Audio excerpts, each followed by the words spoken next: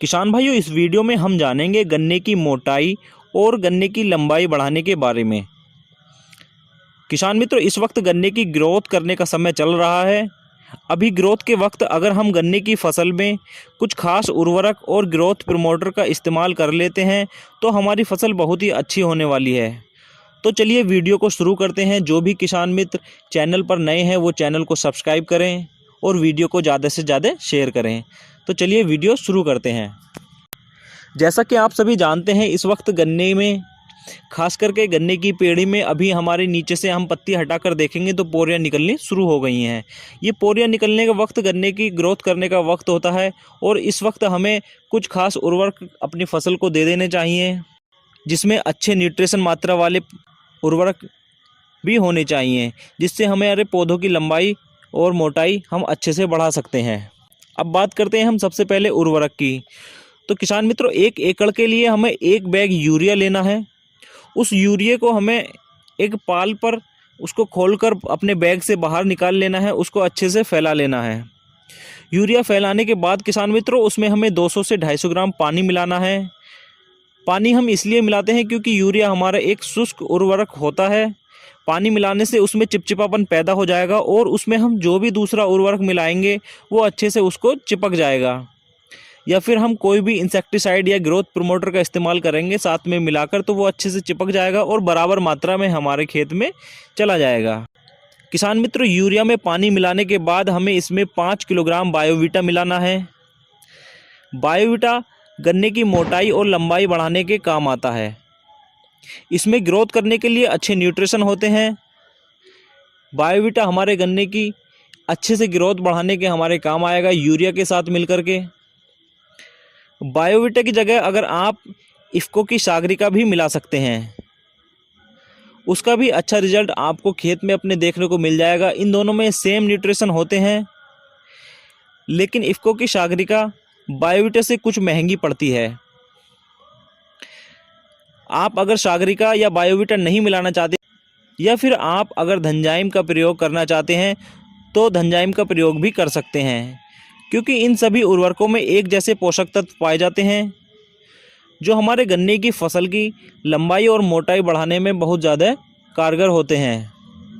किसान मित्रों, ये वो उर्वरक होते हैं जिनमें अच्छे हमारे कुछ सूक्ष्म न्यूट्रिशन भी पाए जाते हैं जो हमारे गन्ने की ग्रोथ के काम आते हैं, अच्छे से हमारे गन्ने की लंबाई और मोटाई बढ़ा देते हैं।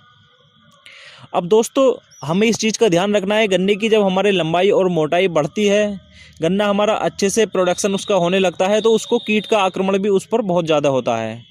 तो उसी के लिए हमें कुछ ना कुछ इसमें इंसेक्टिसाइड भी मिला देना चाहिए, क्योंकि जो भी फसल हमारी ज़्यादा अच्छी पैदावार होती है तो उसको उतना ही ज़्यादा बीमारी और कीटों का उस पर प्रकोप ज़्यादा हो जाता है। अब हमें इसमें इनके साथ ही फिप्रोनिल 5 किलोग्राम प्रति एकड़ की दर से मिला लेना है। फिप्रोनिल हमारे ग्रोथ का भी काम करेगा और साथ में वो इंसेक्ट को भी रोकेगा। 5 किलोग्राम 1 एकड़ के लिए ये काफ़ी होता है, जो हमारी फसल में बढ़वार के साथ साथ कीटनाशक का भी कंट्रोल अच्छे से कर लेता है। किसान भाइयों, इन सबको मिलाकर हमें खेत में अच्छे से इनका छिड़काव कर देना है। अभी छिड़काव करने से पहले सावधानी में खेत में अपने सभी उर्वरकों के उपयोग से पहले हमें खेत में अच्छे से सिंचाई करना बहुत ज़्यादा ज़रूरी है। हो सके तो खेत में पानी भर दें। पानी के भरने के बाद इनका उपयोग करें तो उससे हमारी फसल का बहुत अच्छा रिजल्ट मिलेगा, क्योंकि पानी जैसे जैसे फसल हमारी पानी को अपने एब्जॉर्व करेगी, उसी के साथ साथ इन सभी उर्वरकों और इंसेक्टिसाइड को भी अच्छे से वो इस्तेमाल कर लेगी, जिससे हमारी फसल को बहुत अच्छे से न्यूट्रिशन की मात्रा मिल जाएगी। अब किसान मित्रों, इसको देने के बाद हमारी फसल की पैदावार तो बहुत अच्छी होने वाली है। इससे हमारे गन्ने की लंबाई और मोटाई तो बहुत शानदार हो जाएगी। लेकिन इसके बाद हमारे अब आने वाले अगस्त के महीने में शुगर कैन टॉप बोरर का अटैक बहुत ज़्यादा खेतों में बढ़ने वाला है। तो उसके अटैक के लिए भी हमें अभी से उसका कंट्रोल करना है। तो उसके कंट्रोल के लिए किसान मित्रों, 15 जून से लेकर 15 जुलाई तक हमें ये 1 महीने का वक्त मिलता है। इसमें उसके लिए इंसेक्टिसाइड लगाने होते हैं, जिससे हमारे आने वाले टाइम में किसी भी तरह का कोई इंसेक्ट खेत में ना लगे। तो इसके लिए दोस्तों हम कोराजन या फर्टेरा का इस्तेमाल अपने खेत में कर सकते हैं।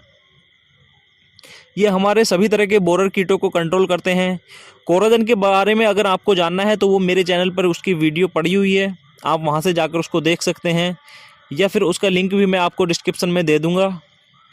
किसान मित्रों, जब फसल हमारी अच्छे से पैदावार उसकी होती है तो उसको इंसेक्ट और बीमारी का बहुत ज़्यादा खतरा बढ़ जाता है, तो उसको भी हमें देख देख कर अपने उर्वरकों के साथ साथ इंसेक्ट का और पेस्टिसाइड का भी लगातार इस्तेमाल करते रहना चाहिए, क्योंकि जब ही हम अपनी खेत की पैदावार ठीक से ले पाएंगे। उम्मीद करता हूँ आपको ये फर्टिलाइज़र बहुत अच्छे से समझ में आ गए होंगे। किसान मित्रों, अगर आपका कोई भी सवाल है तो आप हमें कमेंट बॉक्स में लिख सकते हैं। साथ ही वीडियो को अपने किसान मित्रों के साथ ज़्यादा से ज़्यादा शेयर करें, चैनल को सब्सक्राइब करें। मिलता हूँ इसी तरह की वीडियो में, तब तक के लिए धन्यवाद।